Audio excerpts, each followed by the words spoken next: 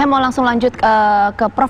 Prof, ini untuk uji klinis ya yang tadi disampaikan, uji klinis tahap pertama dan kedua di Cina itu memang diberlakukannya itu ke mana? Ke manusia atau ke hewan kalau berdasarkan prosedurnya?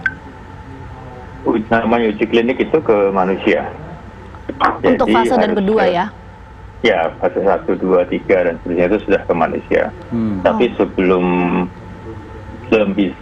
bisa dilakukan uji klinik pada manusia, harus terlebih dahulu diuji di hewan, di laboratorium. Karena prinsipnya kalau kita mau melakukan pengujian pada manusia, harus terpenuhi persyaratan bioetik namanya. Ada 4, tapi 2 diantaranya adalah 1, harus terbukti ada manfaatnya. Jadi sebelumnya harus diuji bahwa vaksin itu memang ada manfaatnya.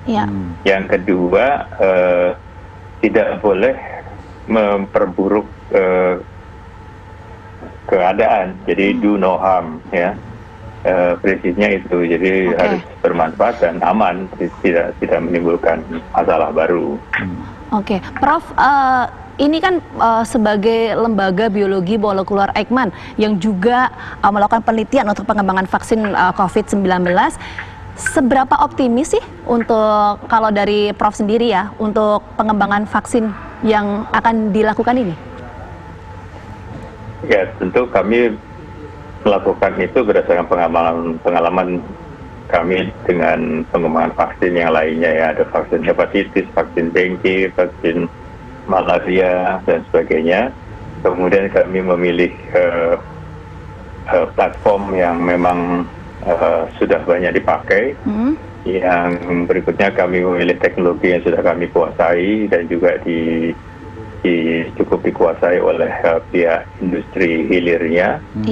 Dan bagian yang kita pilih dari virus itu juga kita ambil dengan cermat, sehingga sifat antigenisitasnya dan juga imunogenisitasnya itu baik dan yang penting aman. Oke, Prof, tadi pertanyaan saya ya Prof menyambungkan Cina, Rusia begitu ya.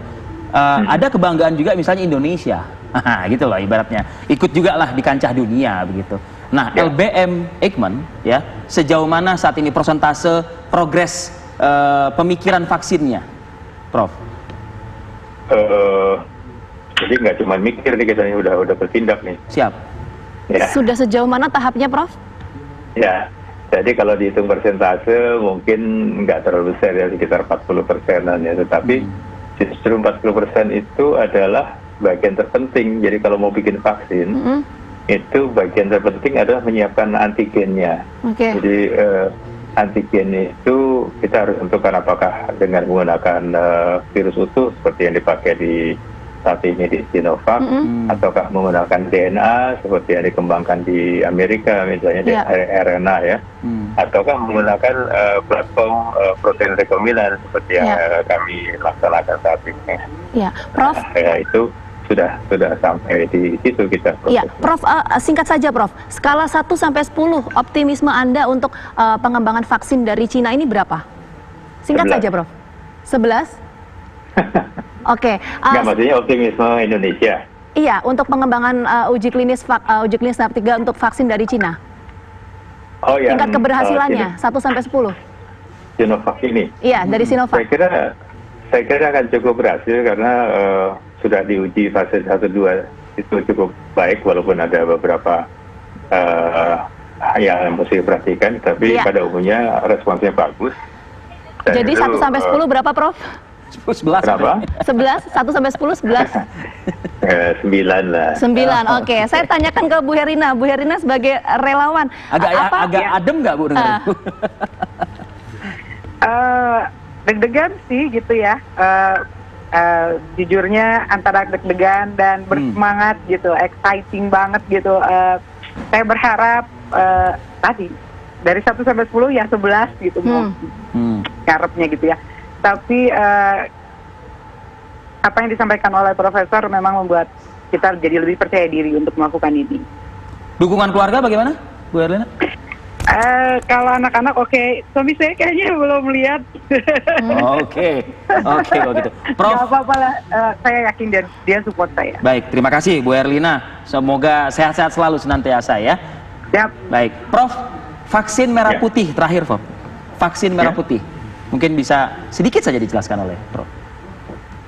Vaksin merah putih. Ya, tadi sudah saya jelaskan fasenya sudah sampai di mana. 40% ya, Prof ya? Ya, tapi kemudian banyak sekali pertanyaan kalau sudah ada vaksin dari luar negeri, kenapa tetap mesti bikin vaksin dalam negeri? Betul. Ya. Gitu kan? Sejauh ini sebetulnya pemerintah sudah menerapkan dua jalur. Jalur utama sebetulnya adalah vaksin dalam negeri. Ya, yang diharapkan bisa memenuhi 50% kebutuhan vaksin di dalam negeri minimum. Tetapi kita tahu bahwa kita masih membutuhkan waktu untuk mengembangkan itu.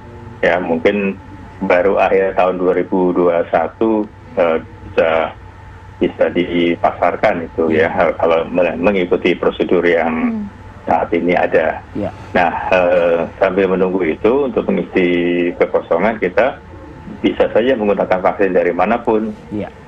Makanya pemerintah kemudian membuka kesempatan kepada vaksin yang sudah siap dan sudah bersedia untuk diuji klinik di Indonesia.